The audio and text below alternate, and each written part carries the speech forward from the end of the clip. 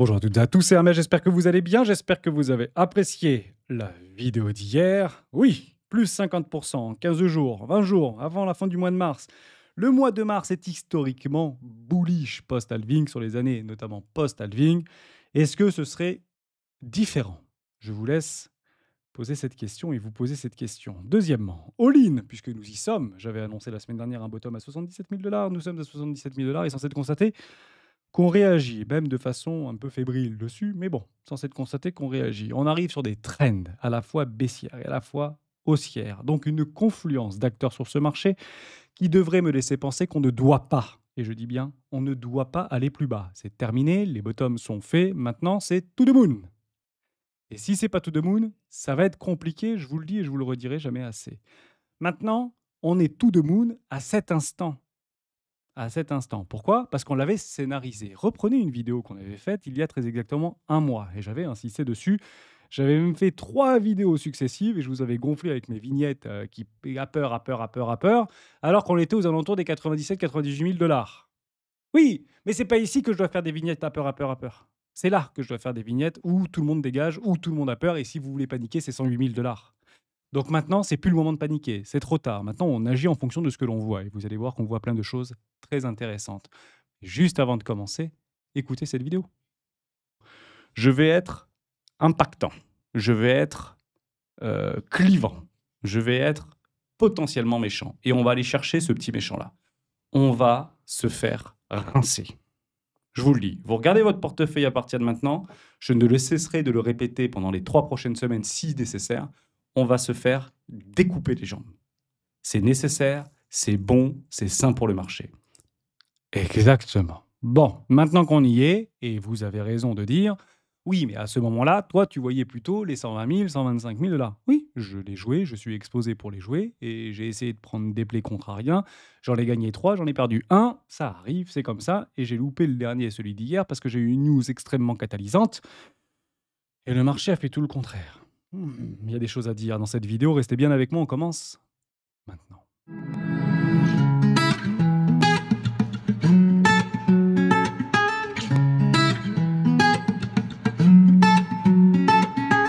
Juste avant de commencer, je vous invite toujours à rejoindre le score des rois du marché et je vous force pas à le faire. À la différence, de Donald Trump qui va signer un décret qui forcera la Fed à ouvrir des comptes aux entreprises de crypto-monnaies. C'est grand, c'est beau, c'est boche. Il semblerait que le marché sont contre-fous et c'est pas la news qu'on attendait parce qu'elle est encore plus belle, celle qu'on attendait. Vous avez également la possibilité d'aller télécharger une documentation. Et la chose peut-être la plus importante dans cette documentation, c'est donc un plan que je suis moi scrupuleusement, quels que soient mes billets, quelles que soient mes intentions, quelle que soit ma vision ou ma perception du marché.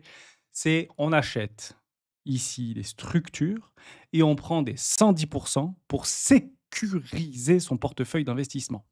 Je peux pas être plus clair. On prend des 110% pour pouvoir sécuriser son portefeuille d'investissement. Alors, on n'a pas réussi à le prendre partout, mais sans s'être constaté qu'on a commencé à travailler ensemble et probablement au pire moment. C'était très exactement ici. Je suis sur le Total Market. C'était en janvier 2022 et aujourd'hui, on se retrouve à break-even, même sur des crypto-pépites exotiques. Donc, si on a envie de se barrer parce qu'on en a marre de ce marché, ceux qui suivent la stratégie des 4 rois ont la possibilité de partir à break-even ou avec une légère perte ou avec un léger gain en fonction de ce que vous avez abondé, si vous étiez full Bitcoin, etc. Why not? Mais vous avez compris un petit peu l'idée sur une stratégie d'investissement et de risk management.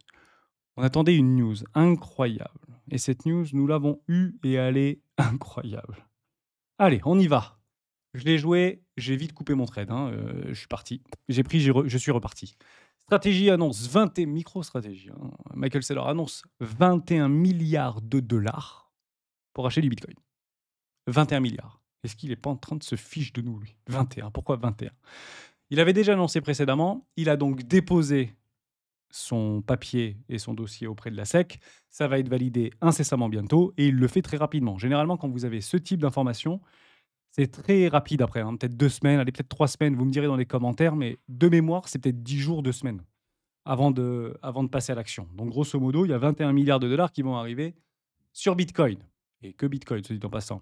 21 milliards, c'est quasiment la moitié de ce qui a été injecté sur les ETF au comptant Bitcoin. Et là, ça me gonfle un peu. Il y a de la panique, en fait, du côté des ETF au comptant. Donc, c'est pas fou. C'est quelques centaines de millions de dollars, mais ça reste quand même beaucoup d'argent sur une prise de panique.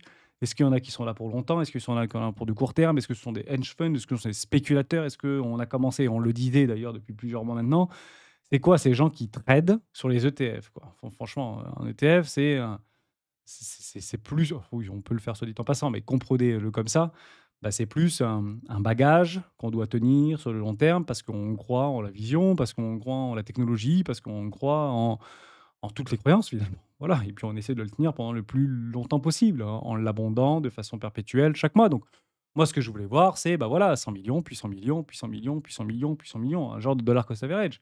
Bon, on voit pas du tout ça, en fait. On voit des trucs à 2 milliards, puis après on voit moins 1 milliard, et puis maintenant on voit 3 milliards, et puis maintenant on voit 500 millions, 500 millions, 200 millions, 200 millions, moins 200 millions, moins 200 millions, moins 200 millions, moins 300 millions. Bon, OK, j'ai compris, c'est plutôt des spéculateurs. Et ce qu'il faut quand même le prendre en considération, moi je pense et je reste convaincu qu'on aura ici marqué 150 milliards. Voilà, donc minimum, entre 150 et 300 milliards. Actuellement, il y a 35, donc on peut aller beaucoup plus loin. Ça, c'est ce que je joue. Ça, c'est ce que me disent toutes les planètes et la perception des planètes qui sont actuellement alignées. Vous n'êtes pas obligé de me croire et vous n'êtes pas obligé de me suivre. Maintenant, si vous ne voulez pas me suivre, il faut partir de ce marché, hein. Il fallait d'ailleurs partir avant, mais sans être constaté que si vous êtes à break-even et que c'est trop difficile pour beaucoup, ce que je le comprends, et ça a toujours été une promesse que je vous ai faite, on ne sera pas tous à l'arrivée. Ça, c'est la vérité. On ne sera pas tous en haut. Voilà, je sais qu'on part de pas beaucoup et qu'on arrivera encore moins beaucoup. Et que la nouvelle majorité arrivera ici. La nouvelle majorité, elle ne viendra pas nous aider ici, hein. C'est la raison pour laquelle je renforce mon billet pour vous dire que nos petites cryptos exotiques inférieures à 100 millions de dollars de capitalisation, 50 millions de dollars de capitalisation, qui va nous les acheter? Moi, j'essaie de renforcer des cryptos qui sont actuellement institutionnalisables, qui valident des partenariats avec Amazon Name Services, ou avec Google, ou avec Microsoft, ou avec tout ce que vous voulez, ou avec BlackRock, comme Ando, qui va tokeniser des obligations étatiques. C'est plus comme ça et plus là-dedans que moi je réalloue du capital en réalité. Maintenant, Hermès, est-ce que tu fais all-in? Et on peut le faire. Déjà, on est sur un premier arrêt de tout le précédent mouvement, donc je suis hors zone si on prend le crypto total global, Bitcoin et Ethereum inclus. Moi, j'investirais plutôt dans une zone de rechargement entre les 618 et les 670, voire beaucoup plus bas, hein, entre les 1,50 milliards, enfin 1500 milliards de dollars et potentiellement les 1 trillion de dollars. Et là, bah, bear market, vous avez raison, et puis moi, je me repositionne quelles que soient les astuces, quels que soient les profits, quel que soit tout ce qu'on peut faire. Je vends maintenant, je rachète moins cher, je n'ai pas de confirmation, je n'ai pas d'invalidation. Première chose. Deuxième chose, c'est ici. On l'a vu, on l'a pris, et finalement, bah, par rapport aux 21 milliards de dollars de Michael Saylor, le marché a décidé de faire autrement. On l'a eu dans l'après-midi, cette news-là. La première fois, je crois que c'était vers 13h30, on s'est fait dégommer. Littéralement dégommer. 76 000 dollars. 77 000 dollars. Boum, dans mon cœur, formidable. Et ici, il faut que ce soit le bottom. Et pourquoi ça peut être le bottom? Très simple. Vous avez deux confluences. La première confluence, elle se trouve là. Ici. On est bien dans un canal haussier sur le crypto total. Donc vous jouez quoi, vous? Vous jouez le haut du canal haussier, vous achetez quand c'est haut, vous achetez ici, ou vous achetez plutôt quand on arrive sur des trendlines haussières, prise de profit ici des vendeurs à découvert, par rapport à un astérix qu'on avait déjà noté il y a bien longtemps. Vous achetez là, vous vendez là. Vous vendez là, vous vous protégez, vous vous hedgez, ou vous allez chercher des expansions. Moi, je joue ça. À très court terme, moi, je joue ça. Voilà, 63%, 50%. C'est vrai. Et 50% sur Bitcoin, vous l'avez compris, c'est exactement la même typographie, si vous voulez. Vous avez une autre représentation, très visuelle également, qui se trouve juste là. Je vais essayer de le trouver, je ne sais plus où est-ce que c'est, ça doit être là. Voilà, trendline baissière, magnifique confluence. Donc ce sont des clones de trendline parallèles ici. Et on arrive sur un point qu'on avait identifié. En fait, on en avait identifié deux. On avait identifié celui-là. Si ça arrive là, qu'est-ce que je fais? J'agis. Si ça arrive là, qu'est-ce que je fais? J'agis. Honnêtement, on est bon pour agir.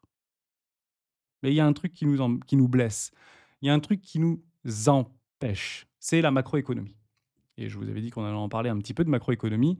Je pense très profondément que dans les 2 prochains mois, l'inflation va retrouver un chemin très profitable pour pouvoir continuer une politique monétaire accommodante pour l'ensemble du marché, notamment américain.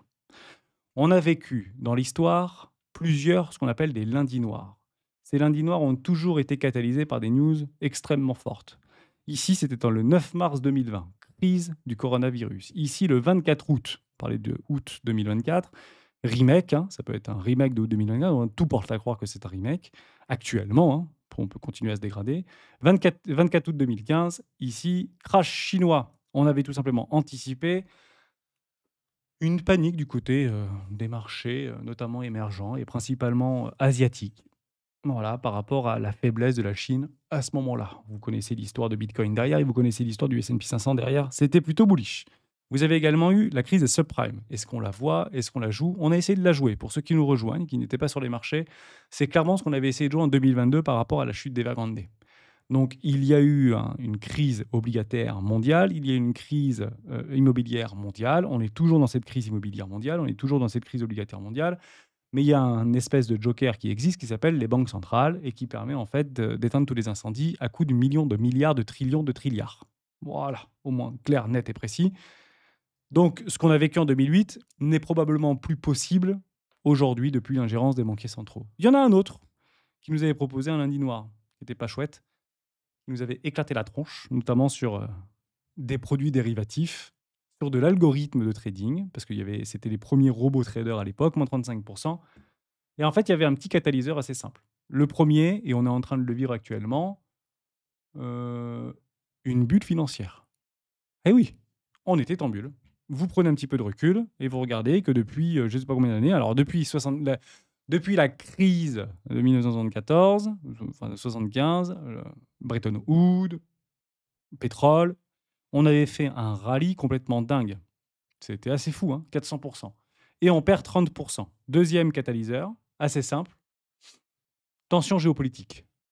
Et ouais, tension géopolitique à ce moment-là, notamment entre l'Allemagne et les États-Unis, notamment entre etc., etc., etc. Vous avez compris un petit peu l'idée. Est-ce qu'on peut se manger la même chose? Non, aujourd'hui, il y a des garde-fous, donc il y a peu probable qu'on se peine moins 30%. Je vous le dis franchement, arriver à 4000 points en une journée, je doute un petit peu. Mais perdre 10%, bah, ma foi, c'est pas encore la mort absolue. On est bien positionné, on est sur des trends, moyenne mobile 200 périodes. Tant qu'on est au-dessus ou tout qu'on travaille dessus, c'est bon. Donc on peut faire quelque chose comme ça, moi ça ne me dérange pas, mais il va falloir vite réintégrer, hein. Je vous le dis, il faut vite réintégrer. Hop, et dès qu'on repasse au-dessus, là ici, le VIX va pouvoir se détendre un petit peu. Et c'est clairement ça qu'on pourra jouer. Et moi je le joue comment ça? Quand je vous dis que je mets all-in, c'est extrêmement simple, si j'ai la possibilité de le faire encore à ce moment-là. Je vais aller me rendre du côté de Other. Et Other, j'ai vu un petit canal très sympa. Est-ce qu'il y est mon canal? Non, je ne vais pas le prendre ici, je vais le prendre là-bas. Et je vous montre exactement comment je joue. Et en fait, vous le savez, hein, mais je peux le répéter ici sans aucun problème. Là, je veux une réintégration. Vous voyez, hop, la traîne, la réintégration. Je veux une traîne, je veux une réintégration. Et à ce moment-là, je le joue. Et c'est clairement ce que je ne suis pas en train de voir. Moi, je vois une surperformance, que ce soit dans la douleur, dans la crise, dans la capitulation, ou dans la joie et dans l'euphorie. Je veux voir une surperformance de Other. Et actuellement, c'est exactement le contraire que je suis en train de voir. Je vois une décorrélation entre Other, encore une fois, qui continue à se dégrader. C'est pas énorme, hein, c'est voilà, c'est 6-5%, mais en réalité, quand Bitcoin perd 10, bah, lui, il va perdre c'est horrible, en fait, à dire. C'est horrible. Donc moi, je ne veux plus voir ça. Moi, je veux voir le contraire. Dès que j'actionne ça, je coche une case. Deuxième case, je vois un petit peu plus de verts ici qui sont en train de se positionner. Donc on a pris le déséquilibre de marché, on est content, ça dégage. Il y en a beaucoup plus bas après, hein. Il y a celui-ci qui se trouve là, aux alentours des 65 000 dollars. Et vous en avez un autre beaucoup plus bas. Voilà, vous avez celui-là aussi des 45 000 dollars. Et si vous voulez jouer le bear market, vous avez compris, hein, vous avez celui des 31 000 dollars. Même les gaps. Vous voulez jouer les gaps. Donc bravo à ceux qui ont joué les gaps. Bon, ils étaient là. Hop, je ne vais pas le prendre ici. Je vais le prendre sur mon autre chart. Là. Bon, bah moi, je voulais pas le combler, celui-là. Sans être constaté qu'il a été comblé. Donc, on l'a annulé. Je suis un petit peu déçu. Maintenant, on a le prochain. On a celui-ci. On en a un beaucoup plus haut. Je crois qu'en 4 heures, on le voit. Ce gap qui est... On le voit pas. Non, il n'y a pas de gap. Ok, d'accord. Il y en a plus après? Plus haut? Bon, il n'y a que celui-là. Ça marche. Pas de problème avec ça.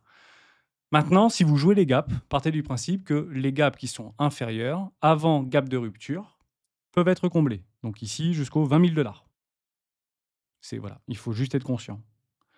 Donc si vous voulez dire, bah, aujourd'hui Hermès il dit 20 000 dollars, non, je pense qu'on va aller à 230 000 dollars, je pense qu'on est sur un bottom, je pense qu'on va partir to the moon, je pense qu'on doit partir to the moon, je pense que toutes les planètes n'ont jamais été aussi alignées que ce qu'elles ne peuvent être aujourd'hui, et je vous le dis que si on n'a pas ces planètes-là dans un marché haussier, je sais pas trop ce qu'on attend de plus. Donc, allez, bull trap.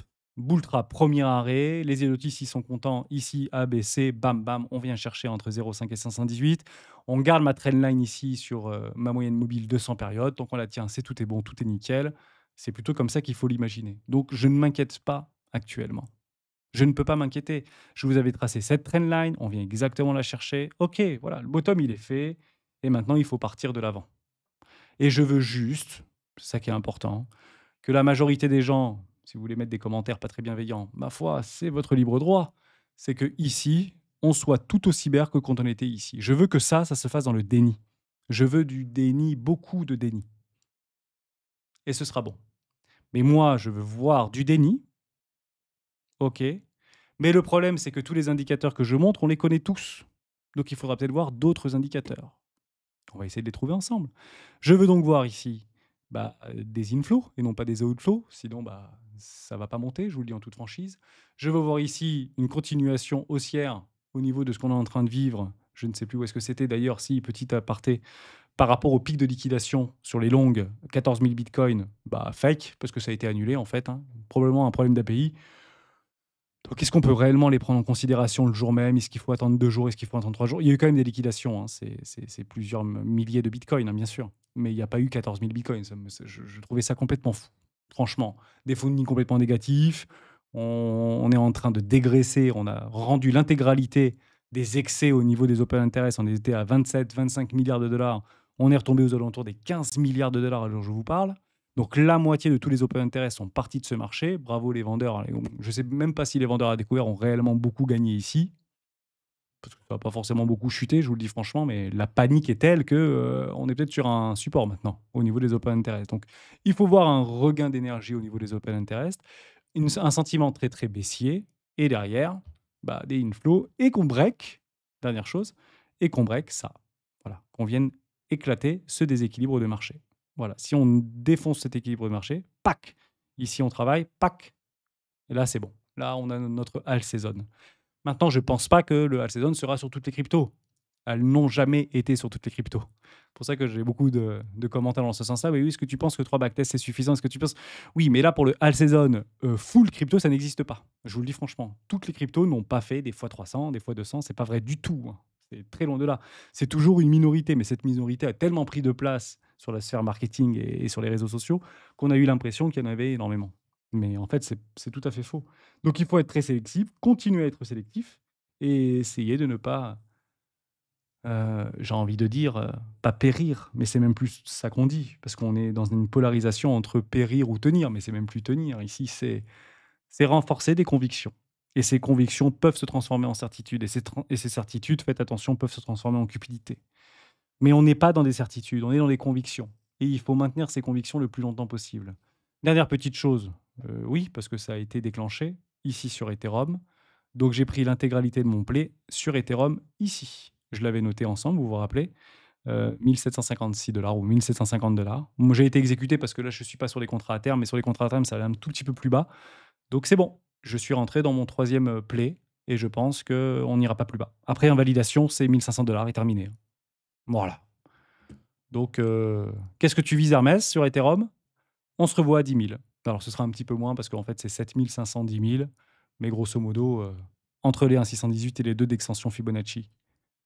Voilà. Quand vous le regardez comme ça, est-ce que ça vous semble plausible? Est-ce qu'un truc comme ça vous semble un peu plausible? Est-ce qu'un truc comme ça peut vous sembler un peu plausible? On est mal orienté, hein, je ne vous cache pas. Mais bon, censé de constater qu'on peut se réorienter plus rapidement. Plus on restera longtemps comme ça, plus ça me gonflera. Moi, ce que je veux, c'est d'essayer de repartir le plus rapidement possible, mais il faut avoir des bonnes news. Et ces bonnes news, on peut d'ores et déjà l'avoir demain par rapport au FOMC. Pas au FOMC, par rapport au CPI. Donc, on l'attendra avec la plus grande impatience. Actuellement, 2,9. Et ce qui est le plus regardé, on le sait, c'est le PCE Core. Est-ce que Trump va nous sauver? Je ne pense pas. Trump a décidé de sauver Elon Musk. C'était hier soir en disant qu'il allait acheter une Tesla demain. Je suis très impatient de voir un tweet d'Elon Musk et de Donald Trump qui disent que ils ont acheté mutuellement un Bitcoin. Ça, ce serait éventuellement pas mal, plutôt que de dire et de lancer une crypto-monnaie qui finalement n'a pas contenté tout le monde, évidemment. Bon. Est-ce qu'on se laisse là-dessus? Est-ce qu'on reprend demain? Pensez à me mettre quelques crypto-monnaies que vous êtes le plus pondéré au niveau de votre wallet et je me ferai un plaisir d'en prendre 5 ou 6, voire peut-être 7 pour essayer de travailler ensemble et pourquoi pas essayer de regarder ce qu'on est en train de voir et non pas ce qu'on est en train de croire puisque, on retourne dans une zone de rechargement d'achat sur beaucoup de nos cryptoactifs préférés et c'est exactement ce que Ethereum nous propose aujourd'hui. Donc ce déni, peut-être et vous avez raison, cette dégradation, peut-être un nouveau bear market, mais le bear market qui a duré, c'est quand même un bear market incroyable, hein. Je vous le dis, il a duré, moins de 100 jours. La dernière fois que j'ai eu un bear market qui a duré moins de 100 jours, c'était pas là, là. Il a duré combien de temps celui-là? Ouh ouais, on est peut-être pas loin de la vérité, hein. Est-ce qu'on n'est pas très loin de la vérité, franchement? Allez, on verra. Mais pour l'instant, c'est vrai que c'est pas forcément ce qu'on voulait voir sur Ethereum. On était bien parti pour partir.